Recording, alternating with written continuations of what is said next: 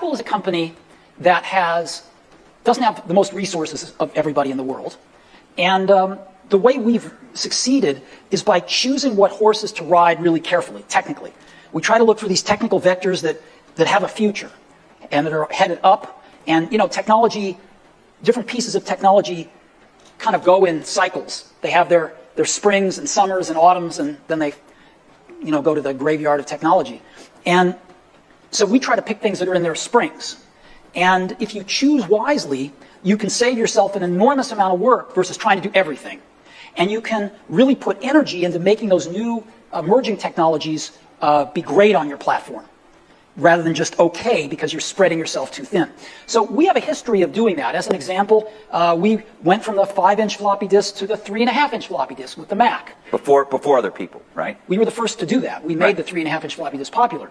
Sony invented it, and we put it in the first products. And there were some good reasons we did that. We got rid of the floppy disk altogether in 1998 with the first iMac. We also got rid of these things called serial and parallel ports, and we were the first to adopt USB, even though Intel had invented it. You first saw it in mass on iMacs. And so we have gotten rid of things. We were one of the first to get rid of optical drives with the MacBook Air. And I think things are moving in that direction as well. And sometimes when we get rid of things like the floppy disk drive on the original iMac, people call us crazy. Or at least premature, maybe. No, they call us crazy. Oh, okay. But sometimes you just have to pick the things that look like they're going to be the right horses to ride going forward. And what if people say, you know, the iPad is crippled in this respect? Well, you know, I'd say two things. Number one, things are packages of emphasis. Some things are emphasized in a product, some things are not done as well in a product, some things are chosen not to be done at all in a product. And so different people make different choices.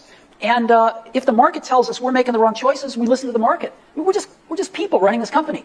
We're trying to make great products for people. And so we have at least the courage of our convictions to say, we don't think this is part of what makes a great product. We're going to leave it out. Some people are going to not like that. They're going to call us names. It's not going to be in certain companies' vested interests that we do that, but we're going to take the heat because we want to make the best product in the world for customers. And we're going to instead focus our energy on these technologies, which we think are in their ascendancy and we think are going to be the right technologies for customers. And you know what? They're paying us to make those choices.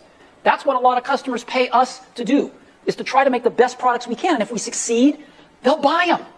And if we don't, they won't. And it'll all work itself out.